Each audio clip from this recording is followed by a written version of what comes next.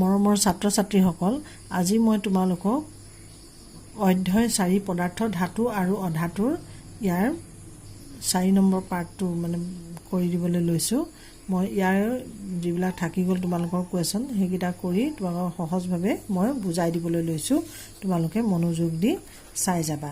ইয়াত আগৰ প্ৰশ্নকেইটা কৰা হ'ল। এতিয়া 7 নম্বৰৰ পৰা এইটো পাৰ্টত দিছোঁ যে 7 নম্বৰ যে তোমালোকে নেমু টেঙাৰ আচাৰ এলুমিনিয়ামৰ পাত্ৰ এটাত সংৰক্ষিত কৰি ৰাখিব পাৰিবানে ব্যাখ্যা কৰা বুলি দিছে।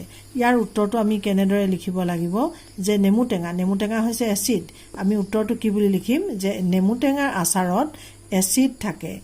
এই এচিডে এলুমিনিয়াম ধাতুৰ লগত বিক্ৰিয়া কৰে। সেইকাৰণে নেমু টেঙাৰ আচাৰ এলুমিনিয়ামৰ পাত্ৰ এটাত সংৰক্ষণ কৰা উচিত নহয়।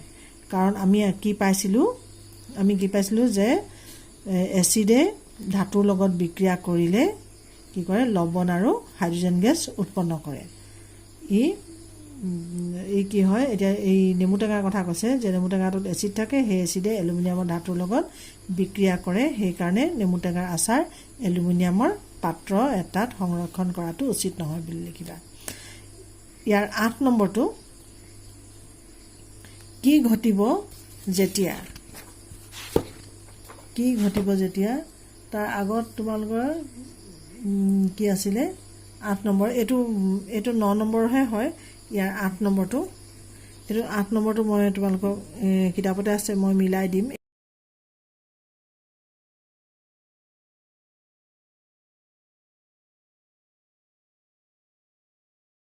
এইটো 9 নম্বৰ হয়। এইটো 9 নম্বৰহে হয়। এইটো কি ঘটিব যেতিয়া যে তামৰ প্লেটৰ ওপৰত লঘু ছালফ্ৰিক এচিড ঢলা হয়। তামৰ প্লেটৰ ওপৰত লঘু ছালফ্ৰিক এচিড ঢালিলে কি হ'ব? এইটো উত্তৰটো কি হ'ব? যদি তামৰ প্লেটৰ ওপৰত লঘু ছালফ্ৰিক এচিড ঢলা হয় তেতিয়া তামৰ সৈতে লঘু ছালফ্ৰিক এচিডৰ ৰাসায়নিক বিক্ৰিয়া ঘটি কপাৰ ছালফেট আৰু হাইড্ৰজেন গেছ গঠন কৰে। এতিয়া আমি সমীকৰণটো কেনেকৈ লিখিম? H2SO4 প্লাছ Cuটো হৈছে কপাৰৰ সংকেত। তেতিয়া কি হ'ব?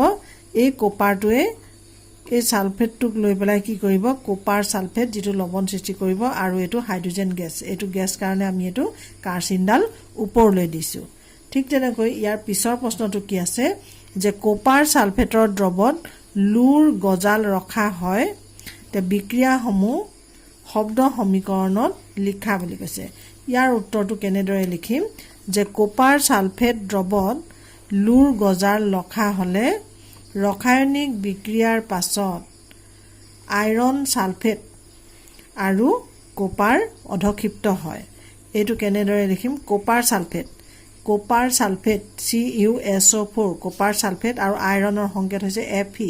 তেতিয়া কি হ'ব? এই Fe সালফেটটোক লৈ আহিব কাৰণ ই কপাৰতকৈ বেছি সক্ৰিয়। তেতিয়া আইৰণ সালফেট হ'ব আৰু কপাৰটো অধক্ষিপ্ত হ'ব মানে গেছ হিচাপে পৰিবৰ কাৰণে ইয়াক কি কৰিছে? তললৈ ইয়াৰ কাৰ্চিনডাল দিয়া হৈছে। এই কুৱেশ্যনকেইটা কৰি দিছোঁ, তোমালোকে বহীত পাতি লিখি থবা আৰু ইয়াৰ পিছৰ কুৱেশ্যনকেইটাও কৰি দিম। ইয়াৰ পিছৰ পাৰ্টত তোমালোকে এই চেনেলটো ছাবস্ক্ৰাইব কৰি থবা।